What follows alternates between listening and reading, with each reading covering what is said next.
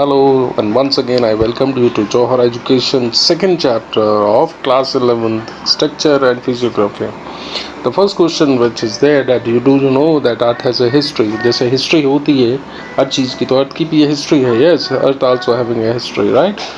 So earth and land forms, ऐसा नहीं है कि earth का formation नहीं हुआ होगा. earth का formation बहुत पहले हो गया था. earth और land forms बहुत लंबे टाइम से हमारे को दिख रहे हैं, right?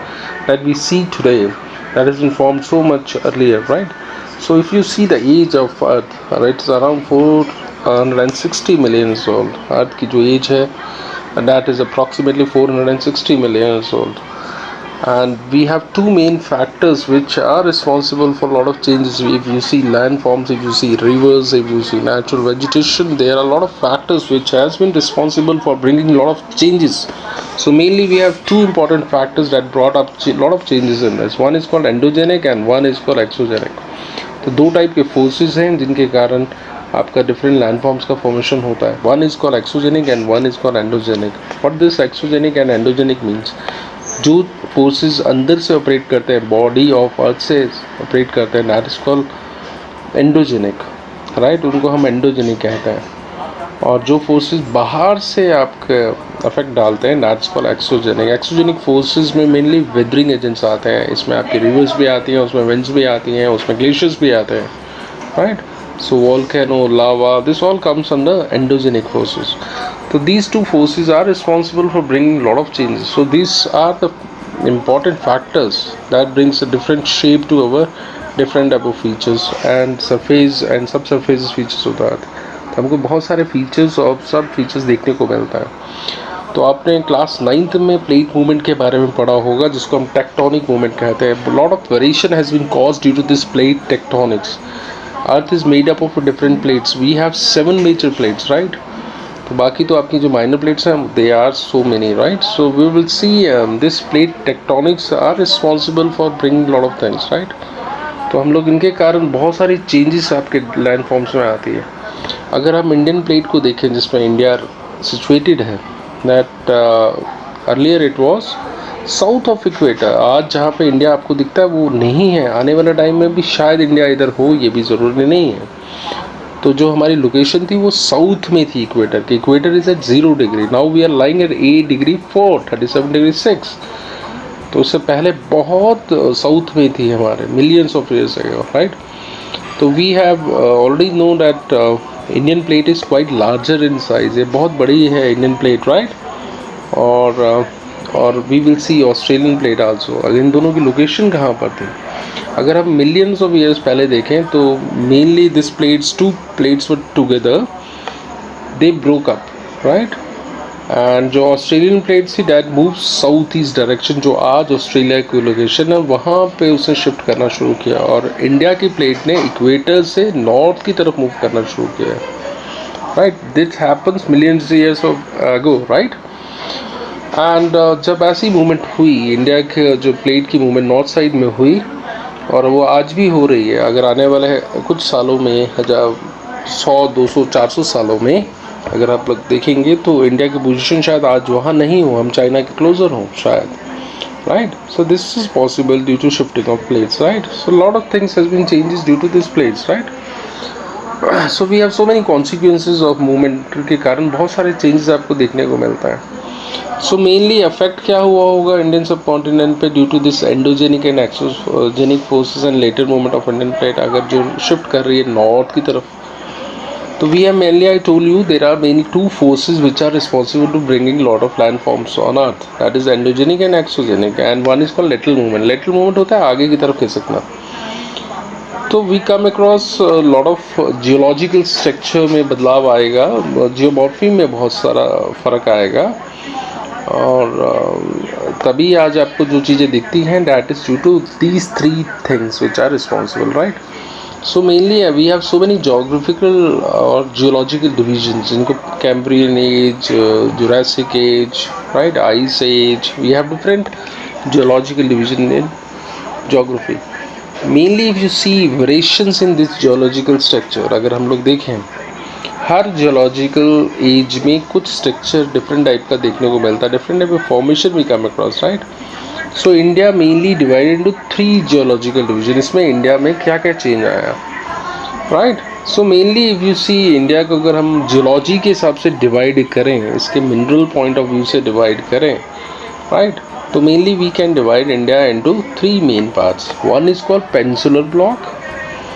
अगर हम इसको क्लासीफाई करने लगे जियोलॉजी बेस जियोलॉजी रखे तो first feature is peninsular block and second feature is Himalaya and other peninsular mountains, and third one is Ganga Brahmaputra plain. These are the major physical feature which we come, but that is according to geological part. Now we'll take one by one. First we'll take on peninsular block. अब इसका extension कहाँ से कहाँ तक है अगर हम लोग देखें, it runs from Kutch, that is from Gujarat, right? Kutch is lying in some part in Rajasthan and some part in Gujarat, right. तो इसका वेस्टर्न फ्लैग तो वहाँ से शुरू होता है और इसका एक्सटेंशन दिल्ली तक है. अरावली का एक्सटेंशन राइट यहाँ तक है इसका, वेस्ट से नॉर्थ की तरफ, और ये ऑलमोस्ट पैरेलल है यमुना रिवर और गंगा के. And it extend to eastern part that is Rajmahal hills और गंगा डेल्टा जहाँ पे बनाती है सुंदरबंस में, वहाँ तक है. तो extension is quite big. Peninsular block is quite big one, right. Then we have extension is up to Karbi Anglong. Karbi Anglong is a district of Assam. तो आप ईस्टर्न साइड में अगर पेनिनसुलर ब्लॉक को देखेंगे तो वहाँ तक भी है. फिर मेघालय प्लेटू भी इसमें आता है, राइट. और इन ब्लॉक्स के बीच में तो पूरा राजस्थान कवर है, पूरा ईस्टर्न. लेकिन देयर इज वन फॉल्ट.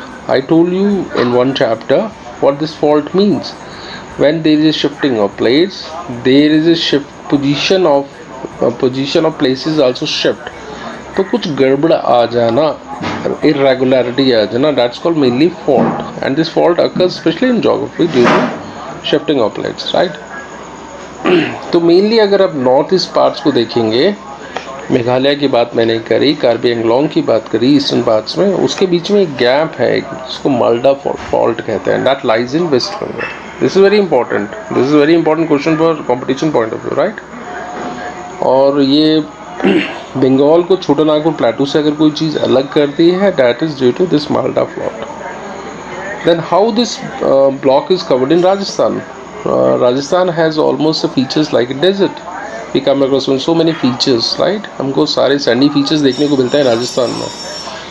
तो ये ब्लॉक में भी आपको देखने को मिलता है. This peninsular block is quite important for Indian economy, right. Why is it so? I am telling because so many minerals are mainly found in this, because this peninsular block is mainly made of ancient gneisses और granite से बना हुआ है, right. That's the reason why when igneous rock is major in it, तो इसमें हमें बहुत सारे मिनरल्स देखने को मिलता है. आपका इस ब्लॉक की शेप क्या रही होगी कैम्ब्रियन पीरियड में? Cambrian is a geological age. उस टाइम इस ब्लॉक की पोजीशन क्या रही होगी? तो उस time if you see it was standing like a rigid block. ये एक बहुत सख्त ब्लॉक की तरह नज़र आ रहा है, राइट. लेकिन अगर वेस्टर्न साइड में देखेंगे, आज भी देखेंगे वेस्टर्न साइड में, तो मेनली इधर सी रहा होगा. और आज भी द्वारका को लेके we have so many mystery, right, that has been submerged in water. तो जो एक पार्ट तो आपका रिजिड हो गया, जो वेस्टर्न पार्ट है वो ऑलमोस्ट पानी के अंदर है. And why this happens? Due to tectonic activities, movements of plates, right. And that was the reason why original जो चीज़ें थी उसमें काफ़ी शिफ्ट आपको देखने को मिल रहा है. तो मैंने आपको बोला था India and Australian plate was together, but one was shifting from India plate अपनी तरफ शिफ्ट करती रही, ऑस्ट्रेलियन प्लेट अपनी तरफ शिफ्ट होती रही. तो we come across with so many movements. हम लोगों को वर्टिकल मूवमेंट भी दिखी है और ब्लॉक फॉल्टिंग भी दिखी है, राइट. तो हम लोगों को वर्टिकल मूवमेंट्स भी देखने को मिलते हैं इसमें. तो बहुत सारे चेंजेस आए, राइट, इन दोनों प्लेट्स में. कुछ एग्जांपल्स होते हैं कि हम लोग जब इनमें प्लेट्स में शिफ्टिंग हुई और ऐसी मूवमेंट्स हुई, ब्लॉक फॉल्टिंग हुई, तो we come across with rift valley. What this rift valley stands for? A longitudinal valley between two mountain is called a valley, rift valley. तो ये एग्जाम्पल हमें पेनिनसुलर ब्लॉक में कहाँ देखने को मिलता है? रिफ्ट वैली हमें देखने को मिलती है दो नदियों की, one is Narmada and Tapi के पास. And Mahanadi is also very important, that lies in Orissa, right. और सतपुड़ा ब्लॉक माउंटेन्स का एग्जाम्पल है, right. That's example of these. We have some very important mountains which are part of a peninsular, right? We come across with some relict and residual mountains also. आपको बहुत ज़्यादा difference नहीं नज़र आता. रेलिक्ट और residual mountains भी वही होते हैं जो आपको वैली, जैसे मैंने अभी रिफ्ट वैली का एग्जांपल दिया. Mainly if you see peninsular block consist of two types of mountain. One is called relict and one is residual mountains, right. So we have so many examples of mountains which we come across in peninsular India. One is Aravalli Hills, one is Nalamala Hills, then one is Javdi Hills, then one is called Valikonda Hills, then one is called Palakonda Range and one is called Mahendragiri. So ये कुछ पहाड़ों के नाम है जो pencil block में आपको देखने को मिलता है. So आपको इसको थोड़ा सा याद बिट करना पड़ेगा और if you remember this then it's very easy to learn, right? अब इनके फीचर्स क्या हैं, इन पहाड़ों के आपको फीचर्स क्या देखने को मिलता है. Mainly they are very shallow, river valleys are very shallow और इसमें आपको स्लोप बहुत कम दिखती है, right. If I ask the question name the rivers in India which don't form delta, one is Narmada and one is Tapi. The reason is very clear because here valleys are very shallow and they have less gradients. जब आपको gradient ही नहीं होगा, slope ही नहीं होगा, तो delta कैसे बनाएंगे, right. तो अगर हम लोगों को ग्रेडियंट मेजर करना है, अगर हमें स्लोप मेजर करनी है, तो that will discuss in practical aspect of it, will discuss later on. We have some east flowing rivers. Maximum rivers flows in east mainly and later on they enters to bay of Bengal. There is a scientific reason for that, right. तो आपकी जो maximum नदियाँ हैं वो बे of Bengal में ही गिरती हैं, right. तो most of the east flowing river अगर हम लोग देखें तो दैट फॉर्म डेल्टाज ऑल्सो और उसके बाद वो बे ऑफ बंगाल में जाकर गिरती हैं. तो we have so many examples of east flowing rivers, right. We have Mahanadi, we have Krishna, we have Kaveri, we have Godavari. They are very important rivers of south, right. They are not perennial in nature. इसमें सारा साल पानी नहीं रहता. तो ये तो मैंने आपको एक पार्ट एक्सप्लेन कर दिया. Now will take on a second geological classification, that is Himalaya and other peninsular mountains, right. You see comparison of age and structure of Himalayas. अगर हम कंपेयर करें तो हिमालयाज को जब भी हम करें, Himalaya is connected with so many ranges, right. तो अगर हम हिमालयाज को देखें और हम देखें पेनिनसुलर माउंटेन्स को, जो मैंने अभी नाम आपको माउंटेन्स के दिए हैं, Himalaya mountains are young, right? They're very young, and they're weak and flexible.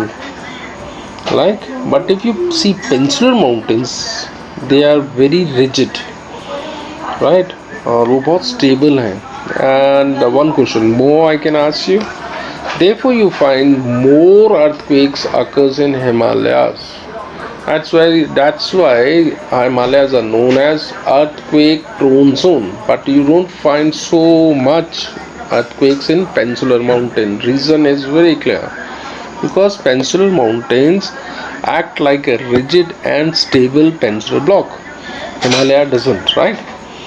So we have so many effects which we come across with exogenic and endo forces on Himalayas also and peninsular blocks also. आज भी Himalaya grow कर रहा है लेकिन pencil block is reducing, right. Why is it so?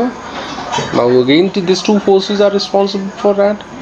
one is exogenic and one is exogenic. So we come across, due to this exogenic and endogenic forces, we come across so many faults, so many fold and thrust planes occurs, right. Fault होता है कोई चीज़ का alignment बिगड़ जाना. जैसे कोई चीज़ straight है, उसमें अलाइनमेंट कुछ और टाइप का हो जाएगा. फोल्ड में क्या होता है, one land mass is here, one land mass is here, when with some pressure they start moving to one another. और उसके बाद जो चीज़ बीच में आएगी, जो सेडिमेंट्स बीच में आएंगे, उनमें फोल्ड आने शुरू हो जाता है, राइट. और thrust plane is that where major depression is there and then lot of things emerge from that thrust plane. Now the question comes how these mountains originated. Mainly if you see Himalayas, they are tectonic in origin. Due to shifting of place, these mountains are formed, right? That's the reason why we come across with fast flowing rivers. Rivers also flow from these mountains. तो maximum जो reverse हैं, चाहे वो गंगा ले लें, आप चाहे यमुना ले लें, चाहे ब्रह्मपुत्र ले लें, they are still in youthful stage. आपसे ये क्वेश्चन भी पूछा जाएगा कि why you can call Himalaya as a young fold mountain, why it's still growing, because of fast flowing rivers and they are in youthful stage. हर river की कुछ age होती है. River comes under young age, mature age, old age. अगर वो plain area में आ गई तो वो ओल्ड एज में आ गई, लेकिन अगर वो पहाड़ों में जाती रहती तो यूथ स्टेज में होती है. तो आपकी जो मैक्सिमम नदियां हैं आज भी हिमालयाज में, they are in youthful stage. So that shows still Himalayas are growing. So we come across with so many landforms which has been created especially when river is in youthful stage. This full chapter I am going to explain you in chapter number 5, that is geomorphic process. So various landforms are formed due to this, right, by river. We come across with gorges. बहुत deep valley को हम gorge कहते हैं. अगर आपकी valley की shape V shape में है ऐसे, तो आप उसको बोलते हो it's a V shaped valley. Then we come across rapid. छोटे छोटे पहाड़ बनते हैं नदियों में. और जब आप लोग स्पोर्ट्स के लिए जाते हैं, specially for water sports, this rapids only causes a lot of problems, right? Then we come across waterfalls. These all features of young age, right? तो इसमें वही features बन रहे हैं जो young age में बन रहे हैं. तो third feature which classification अगर हम लोग देखें, that is Indo-Ganga Brahmaputra plain. तो mainly we have so many rivers which are responsible for making Indo-Ganga Brahmaputra plain, right? Mainly we have 3 rivers which are responsible for making this Indo-Ganga Brahmaputra plain. नाम से पता लग रहा है, one river is Indus, one is Ganga and Brahmaputra. इसने बहुत बड़े plane को फॉर्म अप कर दिया जो आप नॉर्थ इंडियन प्लेन्स की हम बात करते हैं, राइट? अगर आप देखेंगे मेनली जो सिंक्लाइन डिप्रेशन बोलते हैं, एक स्पेशल टाइप का डिप्रेशन है, एक गड्ढा है, राइट? और उसकी जो गड्ढे में भरने के प्रोसेस, अगर मैक्सिमम डेवलपमेंट देखें उस गड्ढे को भरने की, तो दैट अकर थर्ड फेज, उसका फॉर्मेशन थर्ड फेज में ज़्यादा हुआ. और गड्ढे में डिप्रेशन बहुत था, गड्ढा बहुत बड़ा था, उसमें सेडिमेंट्स इकट्ठे होते रहे और उसके बाद हिमालय का फॉर्मेशन हुआ. It occurred around 64 million years अगो. तो हिमालय का जो फॉर्मेशन है 64 मिलियन ईयर्स अगो है, but still we call it is young fold mountain, right? तो व्हाई दिस जो सिंक्लाइन डिप्रेशन फिल्ड? अब ये जो बहुत ज़्यादा डिप्रेशन है, how it filled? Mainly the sediments brought by Himalayan rivers and peninsular rivers, right? That was responsible for filling the sediments, right? अगर हम इनका डेप्थ देखेंगे तो mainly this is alluvial deposits. आज भी अगर इंडिया में आप लोग मैक्सिमम सॉइल देखेंगे तो India is covered by alluvial soil, right? और इनकी जो डेप्थ है वो 1000 से लेकर 2000 मीटर के आसपास है, right? We find lot of variation in geological structure and their impacts. आपको बहुत सारी वेरिएशन दिखेगी जियोलॉजी में और उसका इम्पैक्ट्स. तो हम लोगों को दिखेगा इस डिस्कशंस में there are significant variation amount different regions in India. आपको बहुत सारी वेरिएशन दिखेगी, कहीं पे लैंड फॉर्म्स दिखेंगे, कहीं पे रिवर्स दिखेंगे, राइट? और जब आपकी बहुत सारी डाइवर्सिटी होती है तो आपका जियोलॉजिकल स्ट्रक्चर भी बहुत डिफरेंट होता है और ये बहुत सारा इम्पैक्ट डालता है हर के लाइफ में. So we will take on why this variations are responsible, right? और हम इनकी बात करेंगे. और अगर हम लोग देखें, we have mainly relief and physiography of India. देखें फिजिकल फीचर्स को फिजियोग्राफी भी कहते हैं. तो mainly it is influenced by geology.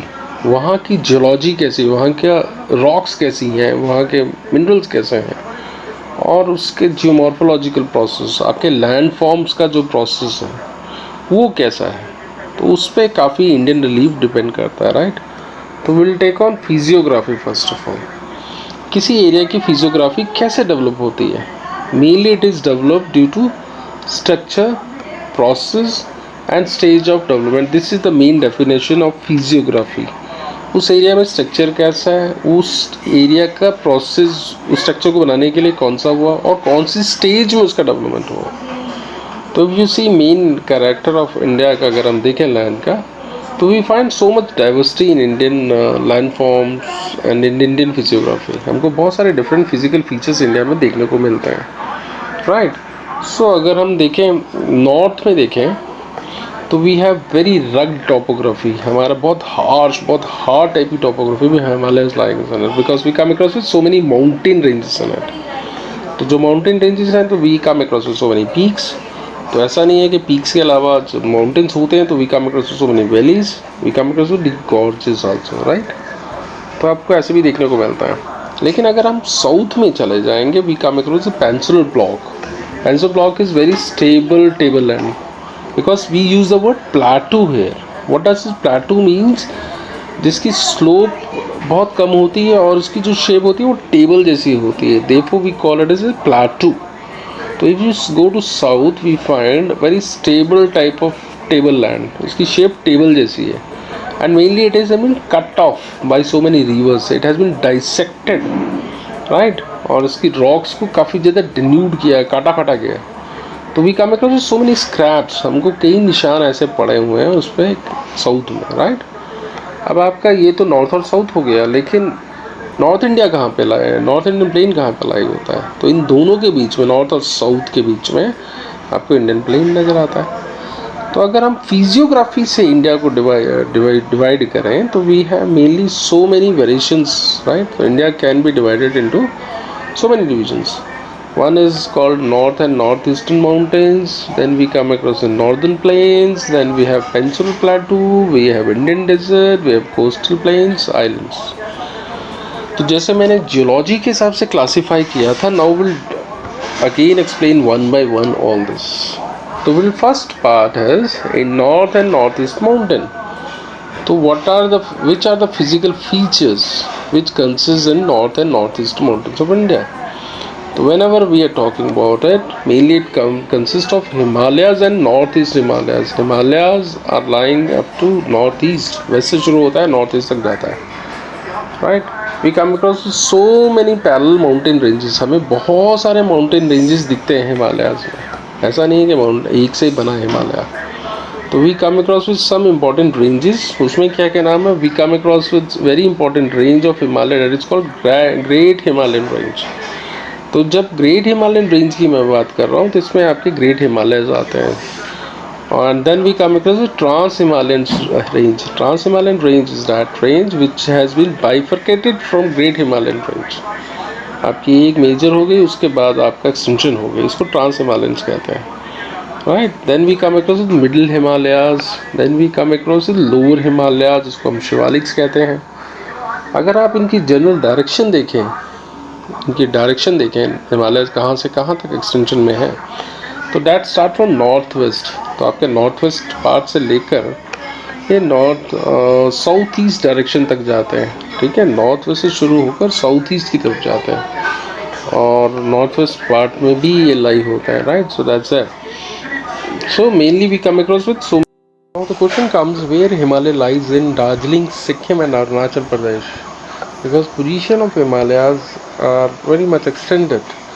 It lies in Darjeeling also, it lies in Sikkim and Arunachal Pradesh. We are talking about northeastern states now, right? So Himalayas, if you see in Darjeeling, right, and Sikkim, उसकी direction वहाँ पे east west direction है basically, east से लेके west side में, right. और अगर अरुणाचल प्रदेश में इसकी डायरेक्शन हिमालयस की देखेंगे तो that is mainly south west to north west direction, south west से लेके north west direction. That you keep in mind, this are the some technical facts which you have to keep in mind. But so many states are there in northeast, so we'll talk, already discussed about Darjeeling, Arunachal Pradesh and all.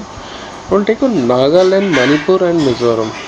So Nagaland, Manipur and Mizoram, if you see the direction, that is in north south direction basically, right, क्योंकि ये state तीनों नीचे हैं।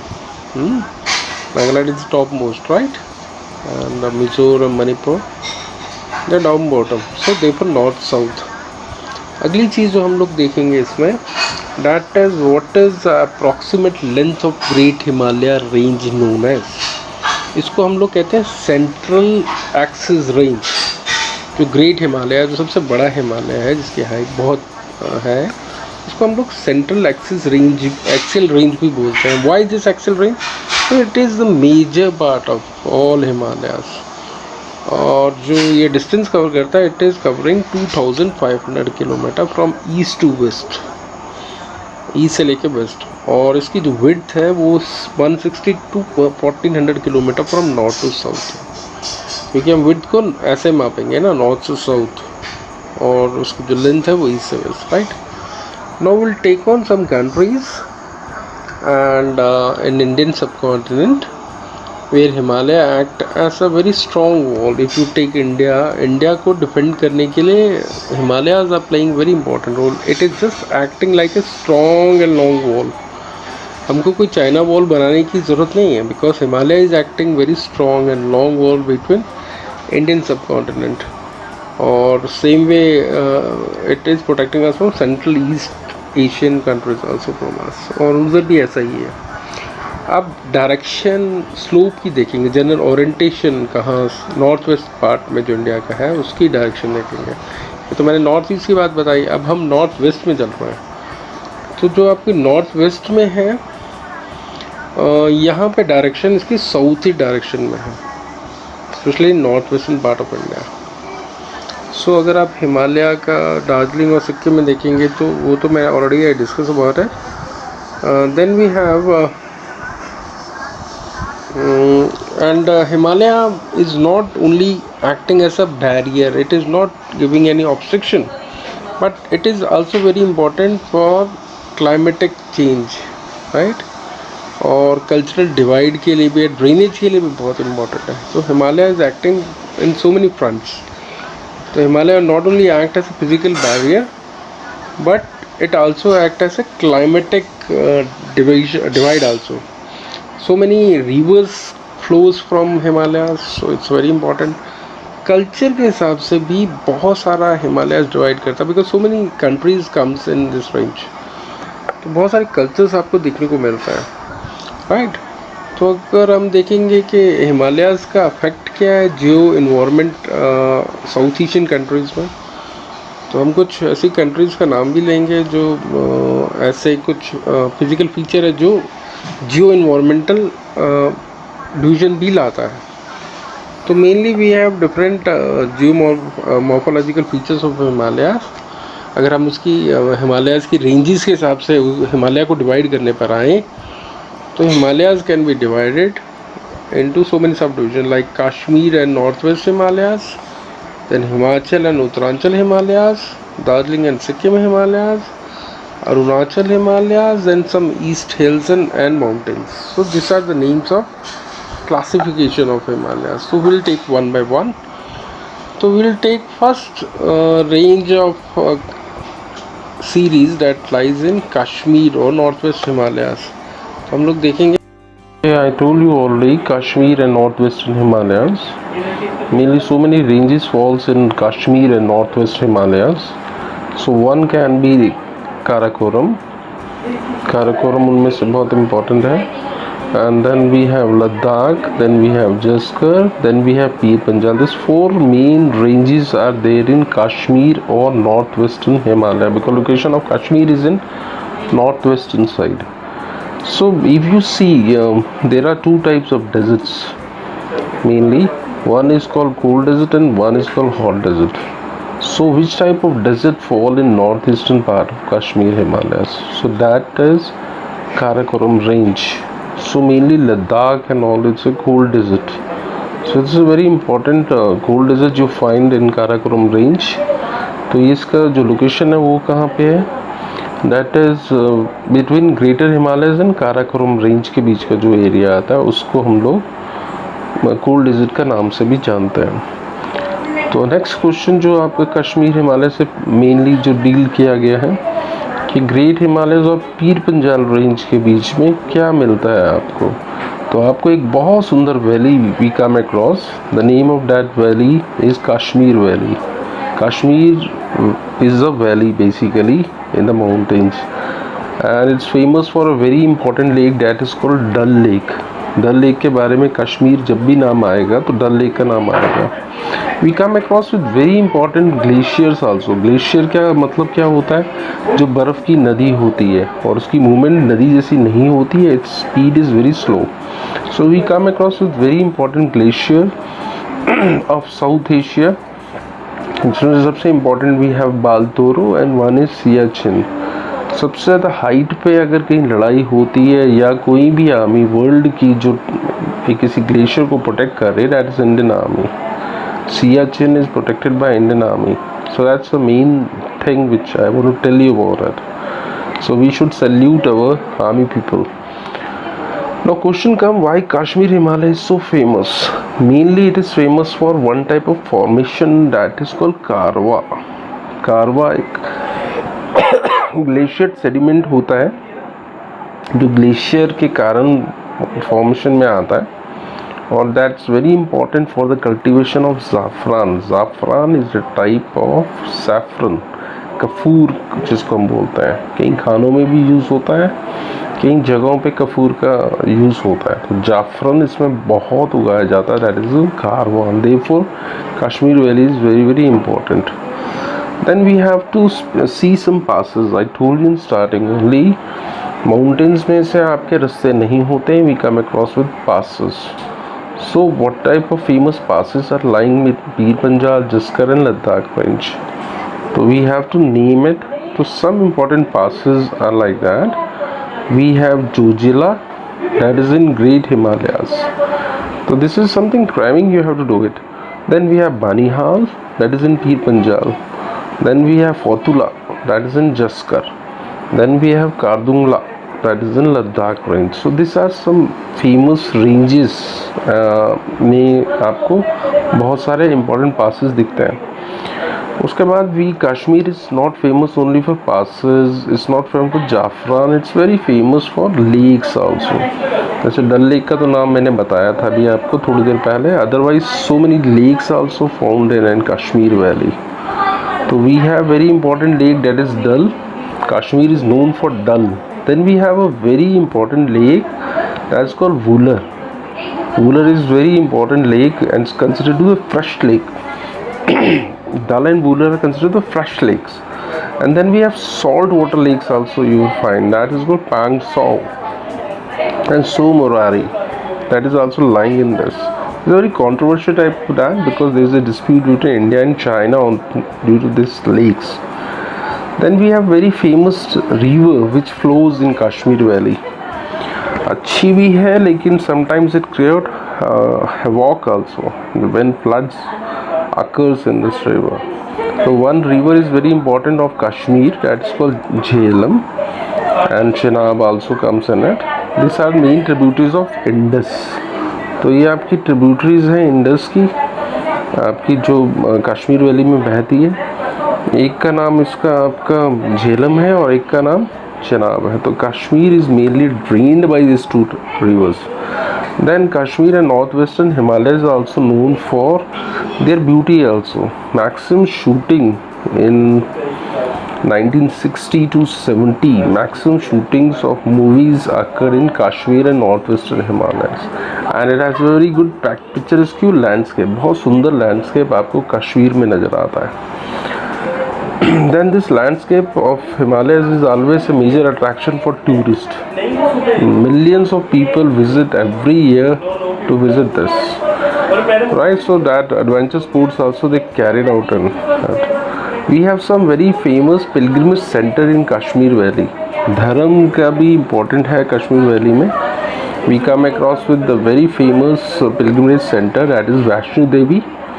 Then we have Amarnath cave, लाखों लोग जाते हैं. Then we have Charar शरीफ, ये आपका कश्मीर में exactly located है, right?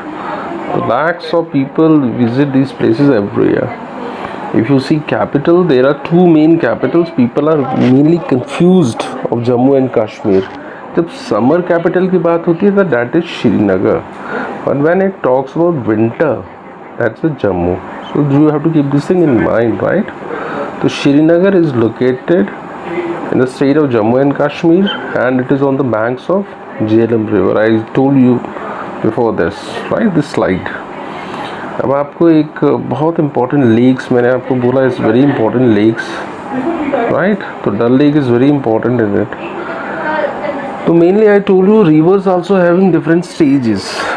तो Jhelum कौन सी स्टेज में है और उसके साथ कौन से फीचर्स आपको देखने को मिलता है जब आपकी स्लोपी एरिया ख़त्म होता है, क्योंकि Kashmir is a valley, we don't find so much slope here, right? So Jhelum lies still it is in youth stage. तो आपको इसमें यूथ स्टेज नज़र आती है और आपको बहुत सारे meanders देखने को मिलता है. What do you understand by the word meander here? When river doesn't move in a straight line, कोई भी river सीधी लाइन में नहीं बहती है, it moves in a zigzag way, right? That's called meander. So this type of features also found in this area. So mainly maximum area comes under youth stage, but some area comes in mature stage because meander is a physical feature of mature stage of river. तो हर stage में कुछ ना कुछ physical features बनते हैं. जैसे मैंने आपको बोला था, हिमालय अभी भी ग्रो कर रहा है and maximum river which flows from Himalaya they are in youthful stage, right? So why is it so? Because we come across with V shape valley, we come across with U shape valley, then we come across with rapids. So some physical features which are in youth stage, right? And in mature stage you find some type of land form which is formed by river, right? So that's called fluvial landform, पानी से बने हुए landform जहाँ पे sediments आके नदियाँ बिछाती हैं. तो we come across with very famous fluvial lands, especially Kashmir is one out of it. This valley is there. तो आपके mainly this are the longitudinal valleys जो आपको कश्मीर हिमालय में मिलती हैं.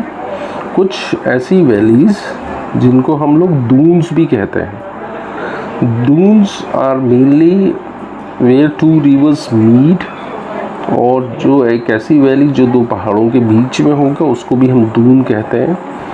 If you find southernmost part of Kashmir, mainly it has so many longitudinal valleys जिनको हम दून्स का नाम देता है.